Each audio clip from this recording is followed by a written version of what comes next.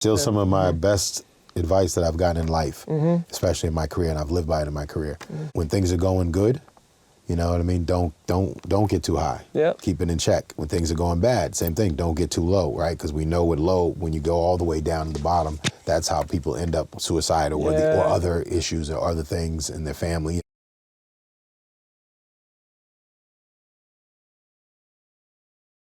Welcome everybody back to a very special episode of Connection is Magic. Today we have Che Pope in the building. Thank you so much for coming. Yeah, thanks for having me. Thank you for having me. Actually, I was gonna say we're in my building. No, home court right now. I don't know what the spread is. We gotta check with Vegas. But we're in honestly, we're in my comfort place. Like, where I'm most at home is the studio. So this is a great place to do it. No, I'm super excited about what you got going on right now. We'll dig a little bit more into it.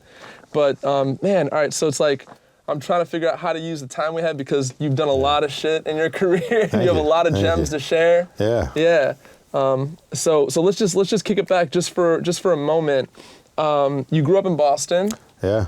And just tell me real quick about like Boston's music scene. Like to be honest, like I'm not super well versed in it, but like I want to know what shaped you. Well, you know what I mean? Boston is like, one of those, like, especially these East Coast cities, like, to me, Boston, Philly, I guess you could say New York, but definitely even Chicago, and Detroit, very neighborhoody. I grew up in an area called Dorchester and Roxbury. Dorchester specifically, that's also where, like, the Wahlbergs are from. Sure. You know what I mean? So there's, like, almost like the black side of Dorchester and then more the white side, even though now it's much more gentrified. But growing up then, it was more like that side and on our side. And then I also went to school, though, in Brookline, which is a predominantly Jewish community. But the great thing about it was it's just like the clash of like the cultures, right? So growing up in Roxbury, in my family, my dad was probably into like R&B or classic R&B and then jazz and different things. My aunt was maybe a little more progressive. And then going into the other community and going to middle school in Brookline and going to high school in Brookline, I got introduced to all kind of rock, and I also got introduced to punk rock. Okay. So I started being really diverse in that world as well, like knowing about the Dead Kennedys and the Ramones, in 8th grade and freshman in high school. You've always been eclectic, then. Yeah, it's safe to say, right? Yeah, I would say 14 is when I really got into music. I ended up buying a friend of mine's turntables, like his leftover set. So then, my family had a lot of vinyl, and then there was a lot, because the Berkeley School of Music was right down the street. Sure. There was actually a lot of music, vinyl, like music stores around us and stuff like that. So I started going in. I didn't have a lot of money, but I could, get used vinyl. Just to kick it back on some nostalgia tip, like what's the first cassette tape you bought? And then I'll tell you mine. First cassette? I don't know if I remember my first cassette. Your first purchase of vinyl? My first two purchases of vinyl was Slick Rick and Dougie Fresh, Lottie Dottie, and The Show. One side was Lottie Dottie, one side was The Show. And then the other one was UTFO, Roxanne. Those were the first two pieces of vinyl I got. And I got those when I was relatively young. I don't remember what year they came out in, but nice. I didn't have turntables. I used my parents' turntables when I bought those. Those are my first two. Cassettes, I think I was a little bit more, and I still, because I had turntables, I tend to buy more vinyl than cassettes because I could just make my own cassette. Sure. What I mean? So I didn't really buy too many cassettes. I always bought the vinyl. Let's fast forward to when you're like, I want to work in the music business. Like, when did that hit you? And obviously, you didn't have any family that worked in the music business, am I right? No. And so there's these barriers, right, Shay? So I want to know, how did you approach these barriers? This time, given my age, there was no internet. There was no like how to enter the music business. So I had absolutely no clue how to enter it. I think I was fortunate, the timing of it, that I went to college, and I went to college in Virginia. There was just this time that was happening in Virginia Beach. I went to school in Hampton University, but there was, Virginia Beach was right there, Norfolk was right there, all these areas. So Allen Iverson was right there playing basketball. Pharrell and Chad were coming up. Timberland and Missy, right? Timberland and Missy. Yeah. Missy was from Portsmouth. Timberland was from Virginia Beach. They were coming up and doing their thing. Even though they kind of got started, because they were working with Devontae, so they actually went to upstate New York. I think he took them to Rochester, New York. So when I first met Pharrell and Chad, I had a friend who actually grew up with Timberland. His name was one of Timberland's good friends. So I knew about Timberland from him, but I didn't know about Tim until a little later, and I had met Tim a little later. But I had already known Chad and Pharrell, and then Teddy Riley had set up shop in Virginia Beach, and it was a chance meeting with Teddy which is how I sort of entered the music business. He So I was can't, like so I can't even say that I knew that I wanted to be in the music business. I did music. I worked on getting better and better and better.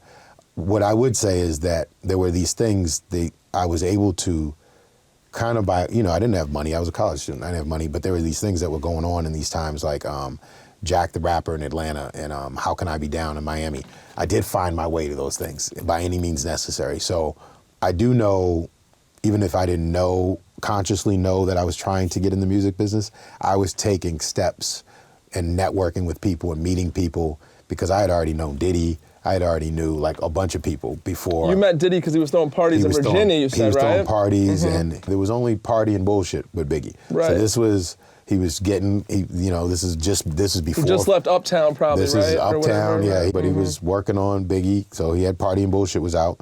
So I know Party and Bullshit was out because, they had a performance in Atlanta at the Warehouse. It was Biggie's first performance in Atlanta. You were there for Biggie's first performance? Yeah, in Atlanta, Party and Bullshit. There's a section in Party and Bullshit where a fight breaks out. So we did this fake fight on stage, and I was in the fake fight. Technically on the record of Party and Bullshit. In the fake fight, and then a real fight broke out. Oh shit! And so we were part of this real fight that broke out. So that was early Biggie. Did you know he was going to be a superstar, like no, to that level? You got to remember, right? none of us knew anything. Like none of us knew anything. That's the thing about being young and dumb, but also fearless. I would say the one thing that we all had at that age, the young guys, maybe not to the extremeness of maybe Diddy and Pharrell, but we all had kind of self-confidence and like our own swagger and this and that. So it's not a matter of like, you didn't know Biggie was going to be, maybe one of the greatest rappers of all time, but we all had the braggadocious of like, Can I say something on that? Yeah. So if you don't believe in you, how can you expect somebody else to believe in you? Exactly. Yeah. So I think we had that, that young men and women energy of just like, we don't know what this is, but we're going to, But with that comes a lot of this, right? Yeah. Especially on the early side. Yeah, because right? you don't know any better. That's what I'm saying. You don't know anything. And that's why this is a Connection is Magic podcast, because I feel like a lot of, especially in music, we had Tyler, the Creator's manager, Clancy, on here, and he's like, everything smart dude. Him and his wife. That's some Jedi shit right there, right? They're on some Jedi. But here's the thing. He's like, so it's all about the facade, it's the ego and all that. So when people are going through a lot of the waves, they don't really talk about it. Yeah. You feel me? Kick it back to serendipity and how this whole thing got set up is I happened to catch you speaking at a panel. You don't know the backstory, but I had just touched down from LA that morning and my boy hit me. He's like, hey, you should go check this out. I get the flyer and it's like in 2 hours and I'm in Detroit. Okay. Isn't that crazy? That is crazy. So I come check you out, and in that panel you were talking about you've had friends who've killed themselves in this business. Yeah. 3, sadly. 3. You've had 3. Yeah. Mm-hmm. You didn't know? Well, you knew they were struggling a bit, or? I would say one of the 3, I knew there was some stuff going on. Not to that extent, but definitely some stuff. She was going through. Her mother passed. She was African, who grew up in Sweden. Yeah. So when she came to Sweden and grew up, it was like her and her mother. So when her mother passed, there was extreme sadness and stuff going on, but never to the extent that had any indication that she was suicidal. Yeah. You know what I mean? You just don't know what's going on with people. It's just sad because you always feel like, suicide is a permanent solution to a temporary problem. For sure. That you hope and or believe that someone could get past. Obviously, we've all lost people and the sadness is extreme. Yeah. But that person would want you to continue. You know what I mean? Yeah. So, to me, that underpins hip-hop, man. Yeah. Hip-hop is all about, right, transforming struggle into gold, right, at the end of the day. Yeah, whatever is going on in your life, Yeah. So, and it's sad what's going on with hip-hop. I mean, it's a larger statement. It's not just hip-hop. It's obviously a larger statement with, black men in the inner city because of the self-hate. Because I call it self-hate because anytime, you can kill someone that looks like you and all this violence going on. Obviously, rappers get targeted because of jewelry or whatever the case may be, but at the end of the day, it's still just black on black crime, which is...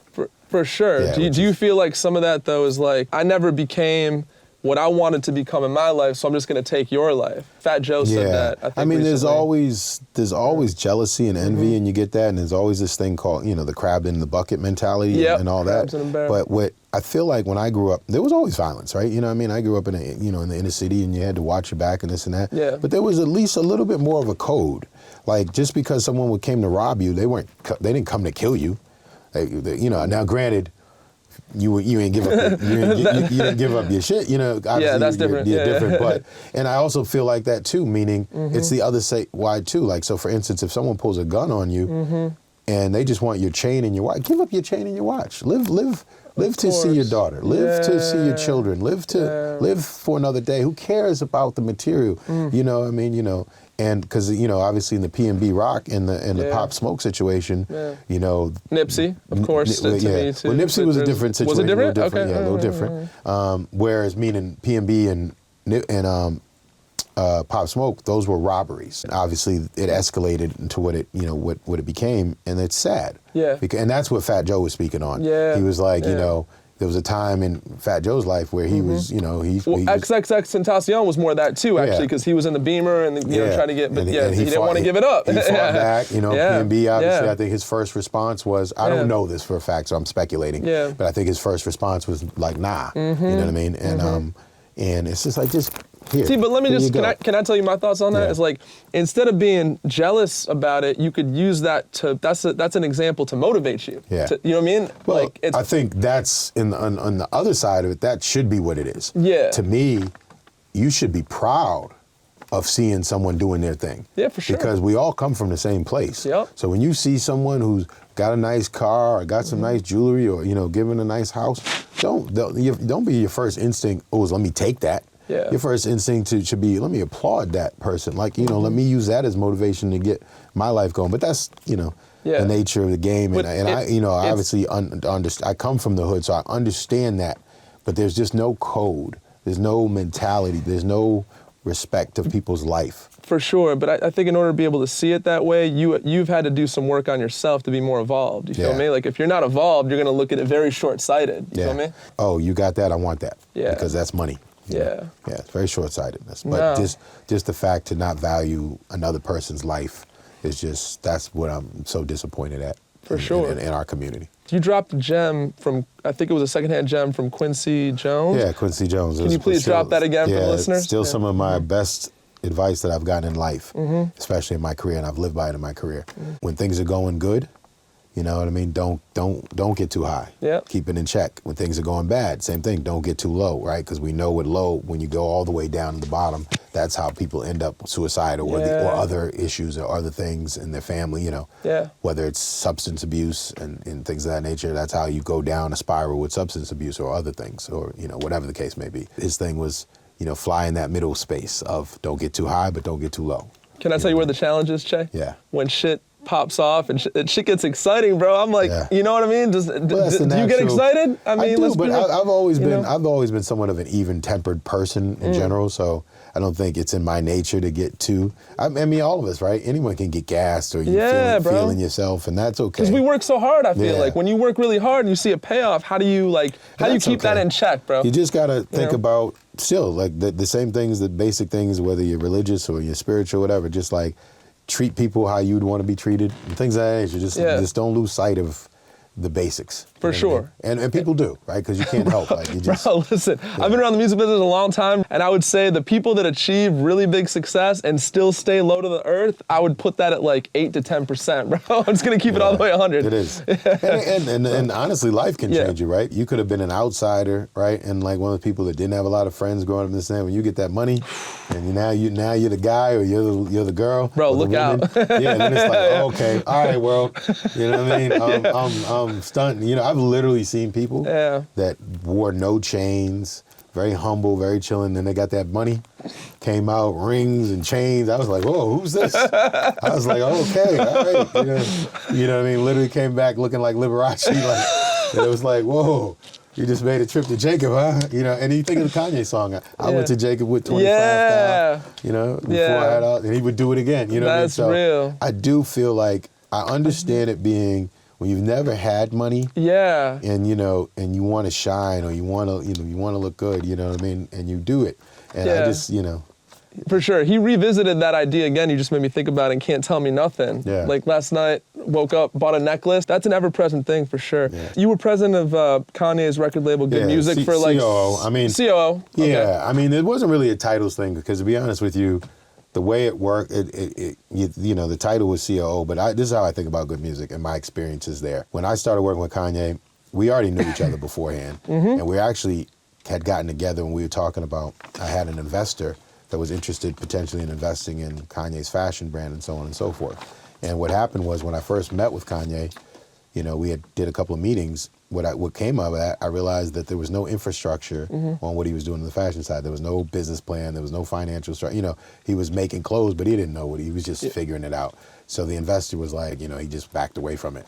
And then so I think me and Kanye just met. We were in a hotel room in Boston, actually. He was on tour. And he said to me, you know, Che, I got this record label. I really need help with that. You know what I mean? You're down to help me. And I basically told him, I was like, you know, I'm like a hired assassin. So the misconception is that I ever worked for Kanye. I never worked for Kanye. So Kanye hired my company, and my company, you know, facilitated the services of J-Pope. Okay, so we can't believe everything we read on the internet is what you're saying, because I feel like on the internet it's like, you know. Well, a lot of people want to give titles. Right, One time his titles as president, one time his titles as COO. Yeah. Really, and truth be told, it was really just my company, and Good Music didn't really have a staff. I mean, it was me and Noah, Kanye's engineer, were the main two Noah Goldstein, people. right? Yeah. It was really me and Noah Goldstein that were really Good Music staff, if you will. So let's just get like the preface just real quick, just for the clarity, right? Yeah. So where was the first time that you actually met Kanye or whatever? Because I assume it happened before this meeting, right? I met Kanye in KG from Naughty by Nature's backyard, and that's just when he moved to Newark. Wow. So I knew John Minop for years, and I've known G and hip hop for years. And John Minop was Ye's first manager, right? Manager early on, and John Minop and Don C are cousins, and that's how even Don C met Ye. So I knew about Ye even before I ever met him. So when I met him in KG's backyard, I was like, oh, what up? And he was a fan of the Miseducation, so he was aware of me. When you met Ye, did you see what, Cootie Rock, who put together the whole Netflix, three-part thing? You couldn't tell that was going to happen? Because the only thing I knew him for was beats. I didn't know about the music. Damn. I didn't know about the artist thing till later on. I think, I knew about him probably around the time Jesus Walks. Yeah. Was his thing. But I didn't know the rap side of him. I think Minop might have told me, but I don't. But because it's just everything that was winning then was like jerseys and it was a different vibe. We were in it. It was New York was a very competitive time then. It was like Sparta. Yeah, that's a good way to put it. You think of that 300 movie? That's what New York was at this time. It was like Sparta. You know what I mean? It was like going in and playing your tracks for 20 dudes from Wu-Tang. You know what I mean? You had to go in there. You had to be like, you had to, you know what I mean? It was literally like Sparta. So, and so, obviously when you're nice with the beats, your name travels, you know what I mean? Especially in producer circles. So let's kick it back to when you had this meeting and Ye is like, yo, Che, I need help with this label. Yeah. So what's the first order of business? I'm just curious. What was the very first thing? Well, this was he Watch the Throne tour. So I went on tour with him for Watch the Throne. While we were on the Watch the Throne tour, we were working on Cruel Summer. That was the first project. Cruel Summer went through many iterations of, one time it was the direction of this, one time it was almost going to be an instrumental project. It was a lot of different directions from it. And we really did Cruel Summer all over the world. We did it in Landsborough Hotel in London. I mean, had 8 rooms. I mean, they had royal family staying there. We were there. And, we had like Manny Fresh, Hit Boy, Mike Dean, Anthony Kilhart, all these people. So it was really, Dre, coming from the Dre environment, Dre was a very controlled environment. We worked in Dre's studio and we worked in Hawaii. Kanye was the opposite. We recorded all over the place. You know what I mean? We set up in hotel rooms. We set up here, there, Which I heard in preparing for this interview, I heard you say that opened your eyes to like, oh, I could get inspiration from this house in Spain, right? Tell us about that. He had all these art cats around, like a Virgil, right? Yeah. He had all, an art, and obviously now it all makes sense in terms of like where Kanye got some of this information from. When Kanye's talking about a Brazilian architect, I'm not saying that Kanye didn't pick that up on his own, but most likely Virgil had a master's in architecture. So most likely he learned about that from Virgil or some of these other, he had all these incredible, art people around. Like, look at the things they're doing now. I mean, Willow Perone, who has his own design firm and is doing amazing things. And for sure. But I think this is a super important point to put out there about always try and keep fresh inspiration as a creative. Like I heard you share, you took the plaques, you had a lot of plaques on your walls, you took that down, you put Nina Simone up there, you put all these. I have my heroes in there. I can't, because to me, it's just me and I can't speak for anyone else. I mean, some people maybe could look at their accomplishments and keep them motivated. For me, it's that's the past and I'm moving forward. And so and I always want to look forward, and it's nice to know that you've accomplished things, but I'm still on the mission. I'm still on the mission. Ooh, Jay, bring that in real quick, bro. I'm still on the mission. Okay. So I'm not, I've got tunnel vision. Bro, I love that. I have respect to my accomplishments in terms of, when I'm all said and done, and, I got kids, hopefully, I got kids, but my grandkids and things of that nature, I can talk to them about those experiences and we can look back on those things. But when the studio, I just want my heroes around me. Another weird synchronicity moment, man. I love the way you said all that. I'm reading, Eli Broad, the famous philanthropist or whatever. So I'm reading his book right now. And he literally talked to the Broad Museum all the time. There you go. I mean, the Broad's fire, right? Yeah. But he literally said that in a book. He's the two most dangerous times are when you've had a huge setback, you can kind of you could lose your steam and you could lose your belief. And he's also when you've had huge success, because now you stop digging for what's inside of you and you just chill. Yeah. And I think that's the people that do that. I mean, God bless them if they, that's the life they want. But I think to me, the key to longevity or life or, is learning every day. Never stop progressing and learning or finding new challenges and new adventures, You produced the Miseducation of Lauryn Hill, which became the Miseducation one of the people who produced it. One of the people who produced it. Yeah, shout out to James Poyser. Okay, shout out James. We see you. Yeah. and that actually ended up being a huge learning lesson for you. But let's just stay with the success piece for a second, because that was a monster success. Did you feel yourself going to, man, I could coast a little bit now? I just worked so hard, I'm chilling? Okay. No, not at all, especially because of the business side of it. Yeah. Since the business side was janky, the best thing I would say is I really doubled down on wanting to know the business inside and out, and that's why I ended up becoming a record. Because that went sideways pretty quickly on the business side for you, right? And I realized that, if I had been properly informed, I had trusted a lawyer who wasn't he was a smart lawyer, but he wasn't, he didn't protect his client like he should have. And then I had a manager who's also a relatively new manager. So in retrospect, I had a great manager. I liked him as a human being. Yeah. But then I'm when you think about it, you can't have two people that are green. You know what I mean? So one has to balance the other. You're right about that. Or if you do have two people agreeing, shit like what happens. Damn. Because all it was is the information. So when I empowered myself and became a record executive and learned the business inside and out, I stopped blaming Lauryn, and that's one of the reasons why me and Lauryn are cool to this day. We're cool again. We didn't speak for a while, but we got cool again. And the reason is I realized because if I had empowered myself with the information on my own business and my own stuff, no one could take anything from me. Damn, bro. You know what I mean? So you actually owned your part in that, you're saying, in a way, right? Yeah, and the reason is because had I had that information, no one could have taken any publishing from me or any credit from me or anything. I mean, but to me, that's all right, walking down this dark alleyway at 2 a.m., probably not wise, but what about the person that shot you? Come on, man. Yeah, I mean, they still shot you, though, bro. Come on, bro. But it's always easiest to blame someone else. Yeah, that's facts. You know what I mean? Yeah, so it's good to balance that out a bit. Yeah, for sure. Because she was dealing with whatever she was dealing with. There's a reason why they were trying to take people's publishing or take people's credit. There's reasons to every side of the thing. Regardless of that, had I been empowered myself just with the knowledge, they couldn't have taken not one thing from me. I was never a money-hungry guy, or I get in situations and people were fighting over splits or this and that. I was I was always easy with it. I'm not tripping because I had a lot of confidence in myself. It's okay, cool. You want to fight over 3 points on that? All right, cool. You take it. I'm going to do it. I'm going to do it again. I'm going to do it again. I'm going to do it again. You may be done now. This might be your last record, but I'm going to do 20 more.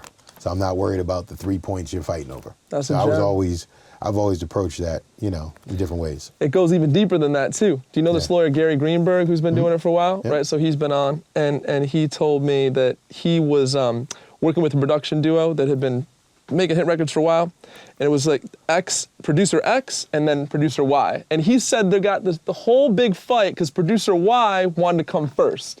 And they've been doing it this way for 8 years. Yeah. And that broke up the whole thing, the whole shit. ego. So that's just ego, bro. That ain't even about money. You feel me? Yeah. So. And it's funny because ego is one of those things in this business. You need ego, but then also the ego could also be your downfall. That's right. You know? That's right. There was a point I heard you share about, and you didn't even go to detail into it, but I hope you do right now. You said there was a night you had with Dr. Dre, RZA, and Raekwon. You remember this? Yeah. And you said, bro, and you have a picture from that night, and you're like, yo, this was such a fire night. I had to like get the picture, but you didn't talk about what was shared. You just said we talked about life. Can you share some, like a gem or something that came out of that night? The first thing I would like to say is shout out to RZA because that's my homie, super good dude. But like, he's not only just a music person, he's a life person, right? Obviously, he got into kung fu, but in Eastern philosophies and things of that nature. So he's this, and then he's a Muslim, the knowledge of self and that kind of stuff. Yeah. So he's just this very like centered individual. For sure. And then you have someone like Dre who's so accomplished, and Dre has a certain calmness about him. So you got two guys that have, both of them have this certain level of just, calmness. Obviously, Dre's been through what he's been through, from NWA to Death Row. He's been through a lot, bro. Yeah, so you know what I mean? And getting to the point that he's gotten to. Going through all those challenges, I think, give us grace. Yeah. Am I right? It's like you. When you survive it, right? After that line, after the storm, here comes the sweet dawn. So they're both in these places and they're talking, and you're just a part of these conversations it's just an amazing night. And I don't have many. I'm not a super picture guy, which it's funny. Quincy told me later in life, he's like, document, because he's like, you're gonna wish you had some of these moments. He's right? I mean, I worked with Aretha. I don't have a picture from that. I worked with Whitney. I never took a picture. I should have, because they're not here today with us, right? I knew Biggie. I should have took a picture. Things of that nature, because certain people you might think are going to be around forever. So I started taking pictures later in life. That is one of the from the time that I worked with Dre, which was about 8 years, one of the special moments that I have, this picture, which is in my studio. And that was just, one of those nights. It was just one of those amazing nights of shared exchanges, just happy to be there and be, in the room. That's beautiful. Have you heard the term shoot or shoot? Yeah. So I got a shoot or shoot moment for you. Hanz Zimmer, you didn't know nothing about scoring films or anything, and you showed up at this guy's door, right? Yeah, this is kind of one of those things, fake it till you make it kind of moments, where, I had met this director. He did this movie called Slam before that, but the movie I scored, the first one I did, was called White Boys, which was on Showtime for a lot of people saw it on Showtime, which is hilarious to me. Later on, like, Showtime had brought the movie back. It launched careers of a couple of guys. Danny Hawk was in it, a lot of these cool actors that are still around today. Long story short, the director met me. He had heard about some of the music I did, and he asked me point blank, did I know how to score a movie? And with a straight face, I was like, hell yeah. Bro.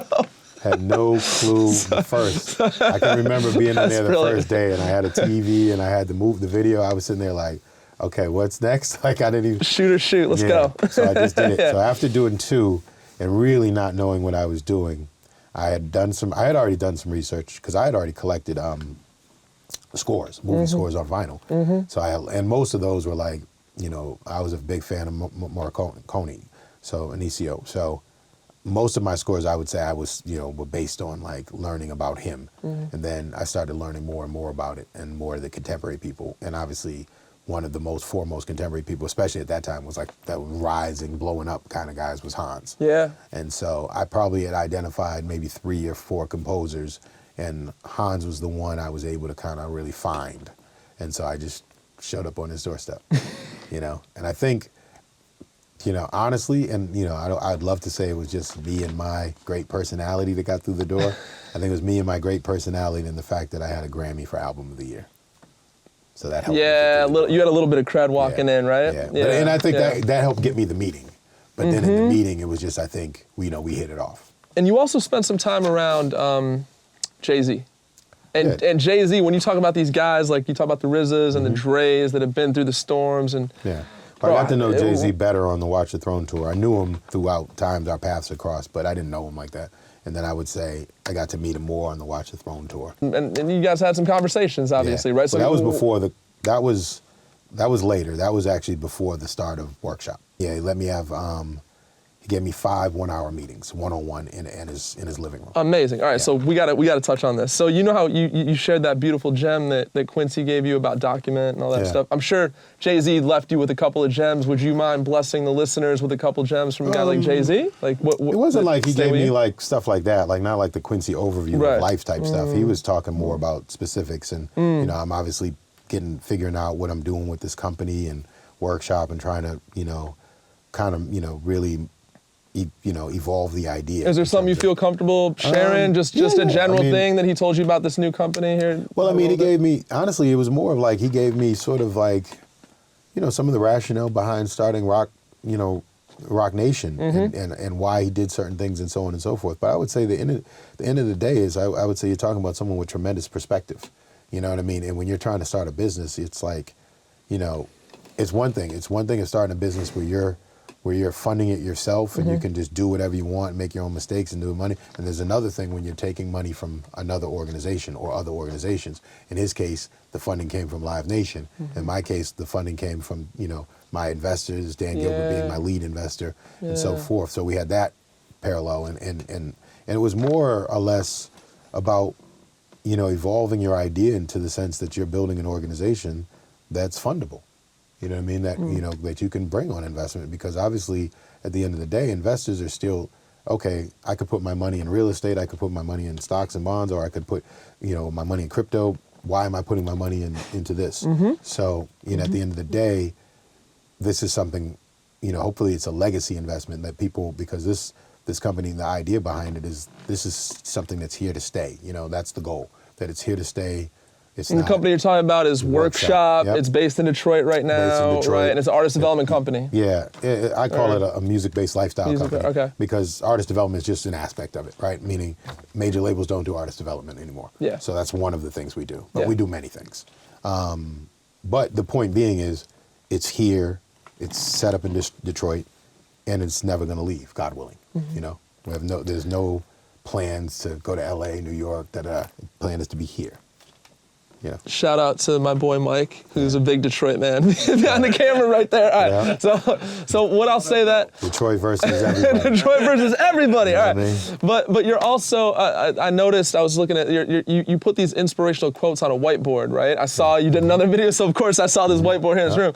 And you talk about culture, right? And obviously culture is really important to you, right? And so what do you think makes for good culture within a company?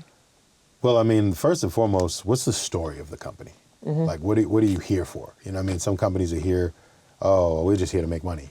You know what I mean? In this case, we're here to make a difference. You know what I mean? We're here to not only make a difference, hopefully, and impact, you know, these talented people's lives, but also hopefully make a difference in the community we're in, right? I want to, there's a philanthropic aspect of what we're doing. You know, I want to do kids, because if I think, one of the reasons I was attracted to Detroit and wanting to set the company up here, because there's principles in the company that I'm taking from Berry Gordy. There's principles that I'm taking from Motown. I watched the Motown documentary. I'm reading his book. You know, I've been studying the guy. I've been studying the guy for 10 years. You know what I mean? So there's a lot. Yeah, obviously, I fast forwarded it to 2022, but there's a lot that I'm taking from 1958 in his thought process. Meaning there's some timeless things, right, that still apply today, even in 2022, which is a whole different landscape, bro, if you think about it. And I think some of those things have gotten lost along the way. Technology does that, right? So meaning now these companies can forecast their incomes and things of that nature, so they can find an artist, look at the data and metrics, plug in a formula, a scientific formula, they can calculate and project the income they're going to make, and they can invest it that way. I get it. That's smart business if you're at a major label. But if you're at a major label, you're playing a different business. Your business is market share. You know, you could have one new artist a year. Yeah. You know what I mean? Because a lot of your income is catalog and so on and so forth. You're playing a different game. You know, and what we're building, it's designed to invest in these new artists and designed to invest in them early. Where I can have the aha moment again, where someone could play a song and I get goosebumps. And we can invest in it. You know what I mean? So I'm going back to some of those traditional values, if you will, and structure and foundation, but also applying the modern business to it as well. A lot of artists and creatives who tune in. Yeah. And it's like, a common theme with them is it's not happening fast enough. Are you with me on this? A lot of it's not happening fast enough. Yeah. Do you have some wisdom to share with those listening who feel like that? Well, you have to have patience. I mean, if you're trying to have immediate gratification, good luck. You know, when you see lightning strike in a bottle, that's very rare. That's probably as common as you getting struck by lightning. So, yeah, you'll see artists who have these TikTok moments. You'll see these artists have their viral moments. Sometimes those artists go up as fast and they come down as fast as they go up. Bingo. Because sometimes it might be a TikTok moment and people are fans of the song, but they're not fans of the artist. Yeah. So there's a lot to it. So I do think immediate gratification is a problem with young artists and a lot of young people.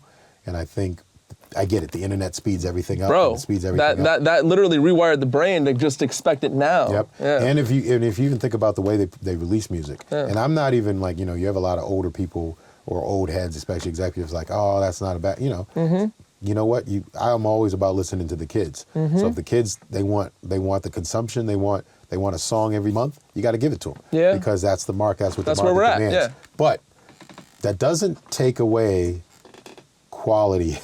So when it's quantity over quality, that's a problem for me. And I think we have a lot of that, where it's like, all right, quantity, but where is the quality control? Shout out quality control. Shout out QC. Yeah, right? Shout out P and K. But I think K is my home. Coach K's got great taste in art, as far as I know too. But he does. Side note. Shout out Jamie Holmes, who Coach K helped find. It shifted like. When I grew up on the golden age of hip hop, like you had Nas with these amazing lyrics and that type of stuff. But now I think it's never been more about the aesthetic and what's going on around the music and not the actual music. Do you feel me on that a little bit? Yeah. It's like, well, I mean, there's some of everything, right? But I'm curious about, you know, even in the younger generations, and I would say they're not the current, right? Like, because they're actually becoming veterans now, or, you know, they're on their whatever 4th, 5th album, meaning the Kendricks, the J.O.Co's, and da-da. Who are the next ones in that, taking that mantle of the superstars now? Meaning, you could say Drake is a superstar of the newest generation. I mean, not Drake, because Drake's of the previous one. I meant what's my man from Chicago? Dirk. Oh, Dirk, sure, Dirk is one of the superstars. Sure. You could say NBA YoungBoy is one of the superstars. Lil Baby, right? Lil Baby for sure, right? So, but each one of those wouldn't fall under. They don't fall under the category of the Kendricks, of the J.O.Co's, or even of the Drakes, even to me. Yeah. So I think those guys are spitters, kind of. These guys that you referenced. They can rap, but you know. But they're not. You know, exactly. They represent a different thing. Yeah. You know what I mean? So with that said. Maybe Corday is one that could ascend to that. He's on the path potentially to say, I don't know. We'll see. Is it J.I.D.? Is it Corday? Is it, you know what I mean? Is this new kid Simba who's showing to be one of the biggest spitters, you know? Yeah. So. I saw him at a showcase perform in front of 10 people at one point, 10 years ago or something. So you know, it's that's exciting to me because there is an opportunity. And I always think that when something goes one way, when trap music dominates, right? And everyone is hating on trap and, you know, mumble rap, they called it, right? Right. Mumble rap, thug, whatever, future. Then it's great. To me, like, I'm not one of those who's a hater on it, because it's like, all right, come with something different that, you know, that gets people's attention. Yeah. And then, you know, that's how you balance it out. You can't just, to me, be mad. You know, if this is what people are consuming and this is what they like, then you have to come with something just as good to give them an alternative. For sure. And let's just keep it with the artist for a second. Yeah. I just feel like whoever you are, embrace your uniqueness to the fullest, right? Because that's what people buy into. Well, you know, in the area I came up in, identity was everything, meaning your uniqueness. Yeah. Redundancy was not applauded. You couldn't win if you were redundant, right? You know what I mean? Yeah. They shut you down quick. So in this day and age, it's almost like redundancy is the thing. For sure. So hopefully we get back to, because I'm always preaching identity. You know, any artist I'm looking at, they have to have a sense of the self. They have to have, they really have to have, they have to know who they are. I'm not here to tell you who you are. And artists is really in big trouble if they have to go to the label and get fed what their identity is, right? That's pretty much the kiss of death. Exactly. But, or a lot of labels try to alter your identity, right? Because they think that'll help you sell records in a way. And that's when it's like, well, who are you? Are you a person that's going to stand up for yourself and who you are? Yeah. Or you one of the people that are going to, okay, you want me to tap dance even though I don't tap dance? Okay, now I'm tapping. Just cut the check. I'm down tapping. Oh, now you want me to break dance because now I need to break dance? You know what I mean? Now, let me break dance. So, you worked with a lot of really big people. We talked about, Dre, Kanye, Hanz, all that. They have very different, like sonically, everybody I just mentioned are quite different to me, right? But what was learn from everyone. There you go. Yeah. And I'm going to ask you, what would you say is a through line if there was a through line with these people? Well, I've said this many times. I had never witnessed the attention to detail of a Dr. Dre.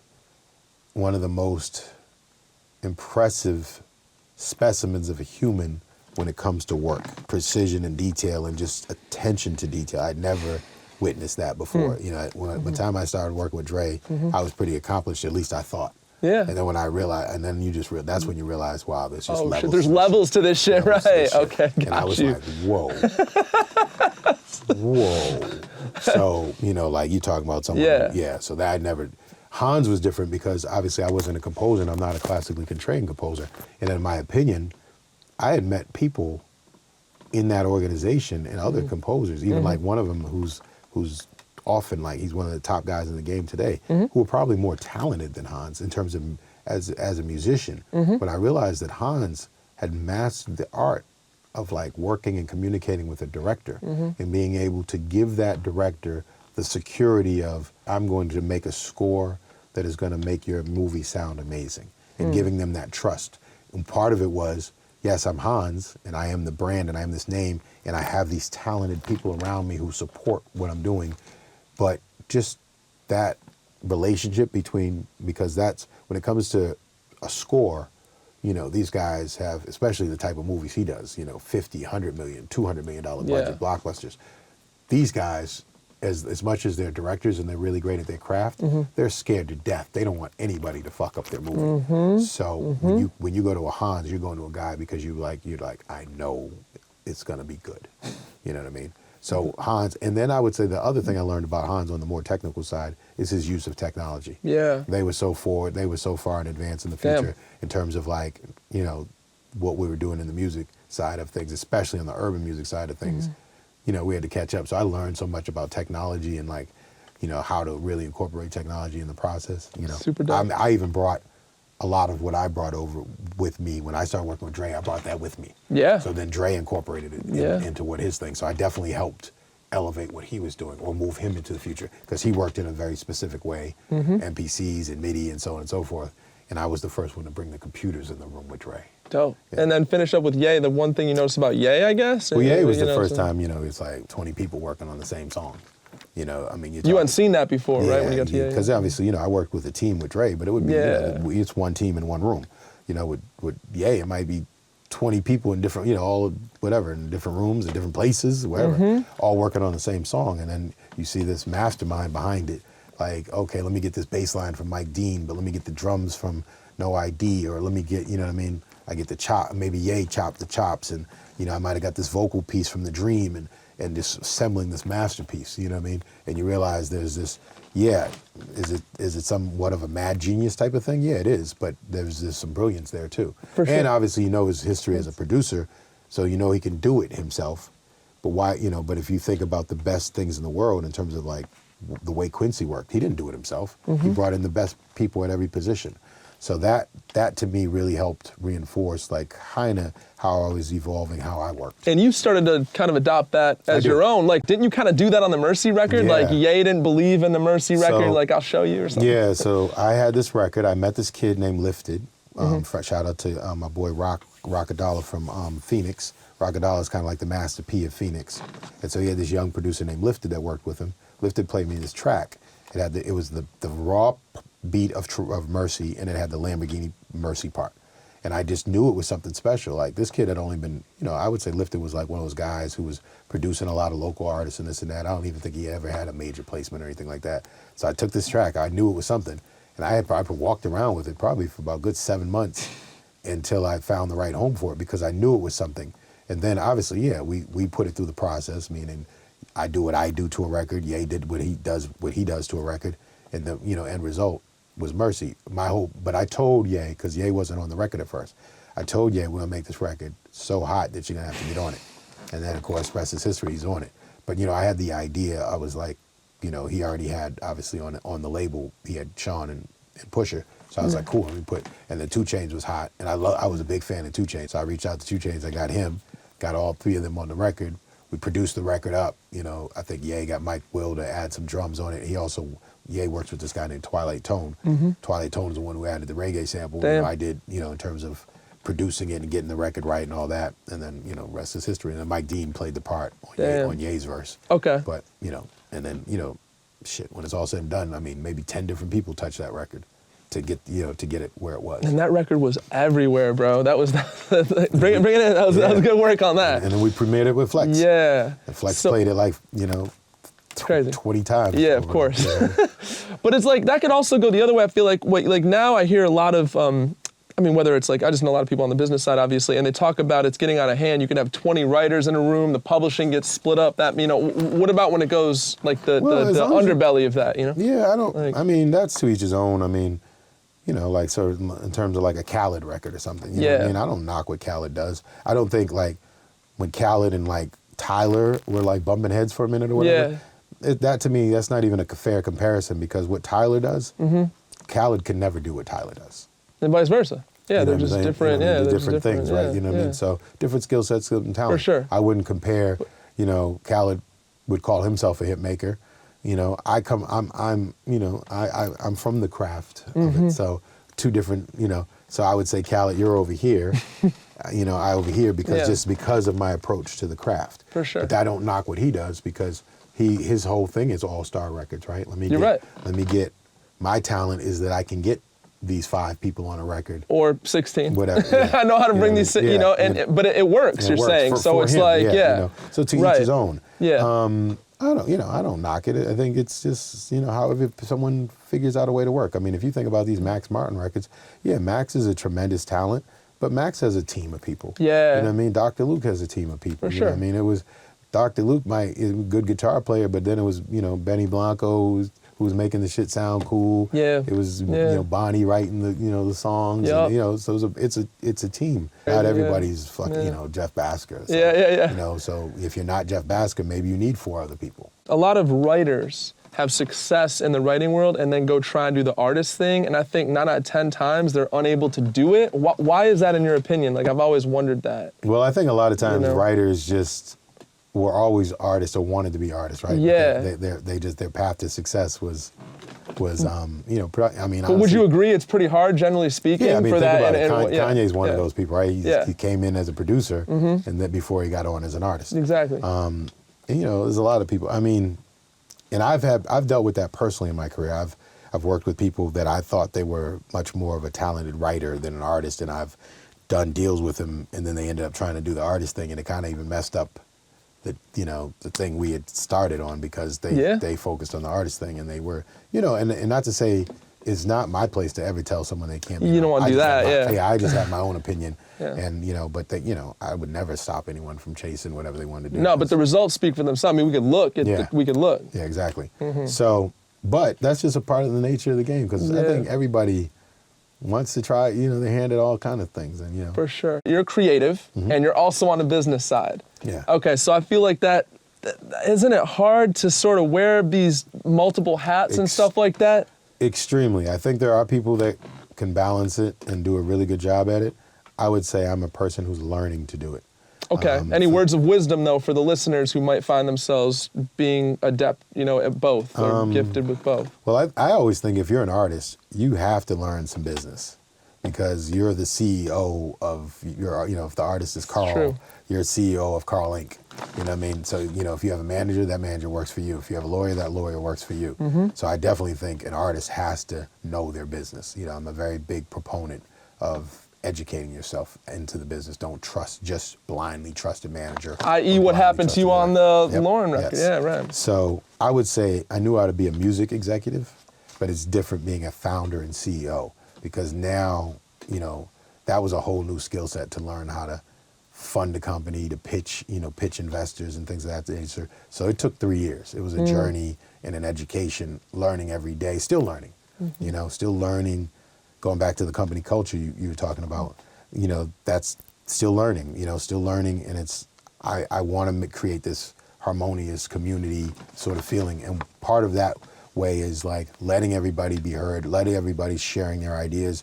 And I already had a lesson in that, where I had somebody who we parted ways with, who when we talked and before we parted ways, one of her gripes was, I'm not being heard. Now, in actuality, she was being heard, but I could have done a better job as a CEO, letting her know she was heard, whether we didn't move with the idea or not. But I still needed to communicate back that she had been heard. It's a learning journey completely. So I would say learning how to balance, because I'm just getting back to producing. I would say I took 2 years off of producing just to really learn how to be a good ass CEO.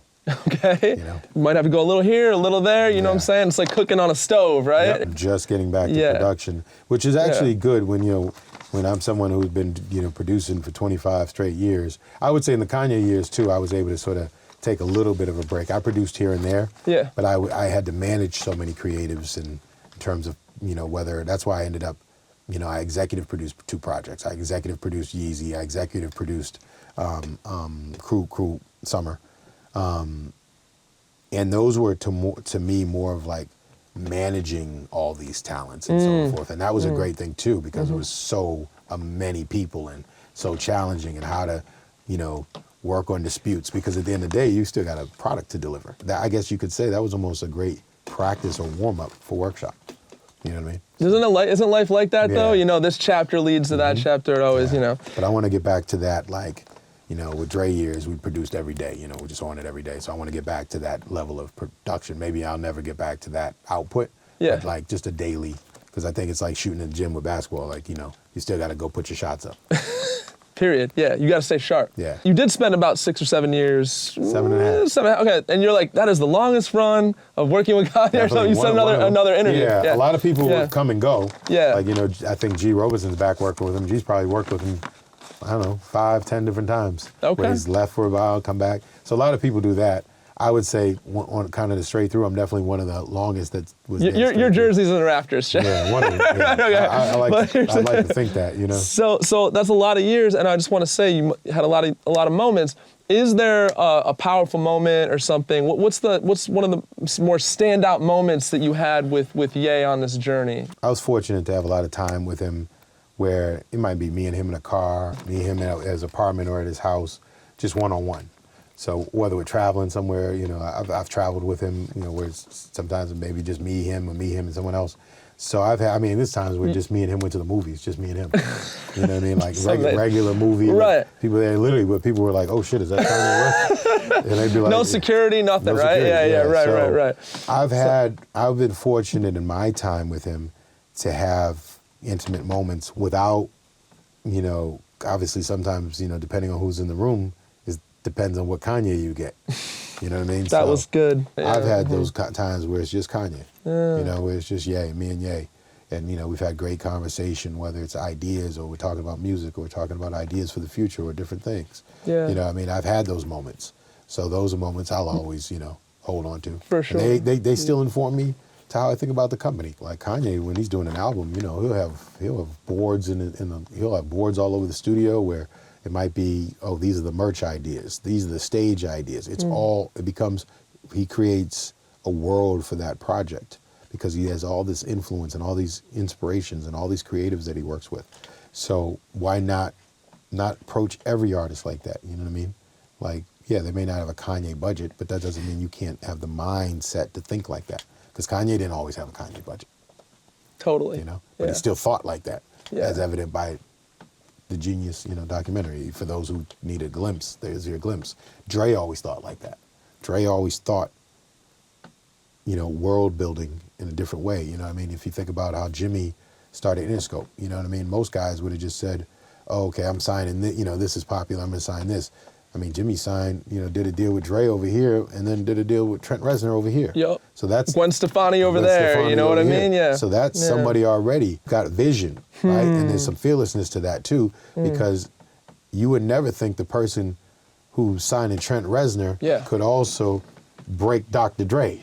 Well said. You know what I mean? Or vice versa, you know what I mean? So there's no limits to what we'll sign. For sure. And you said visionary. One of my favorite quotes is, leaders are visionaries with a poorly developed sense of fear that make the impossible happen. Yeah. That's real shit. You know what I mean? You can't be afraid, though. Just like same thing, ideas without execution are fantasies. That's it. You know, it becomes the same thing. So you got to be fearless. You got to be able to take risks.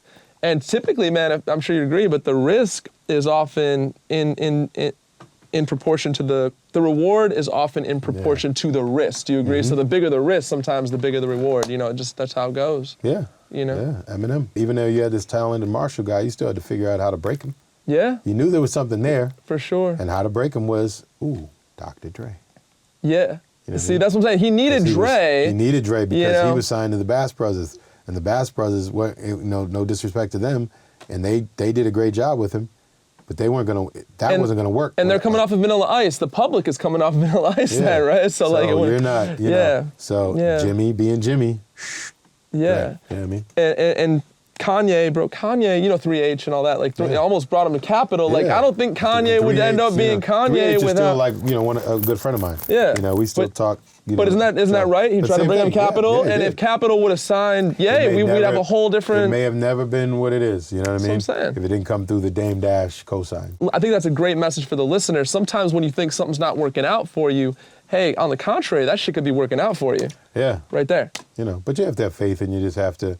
I mean, part of what we do is if you're a creative, you have to believe. You have to be a believer anyway, which is partially also being delusional.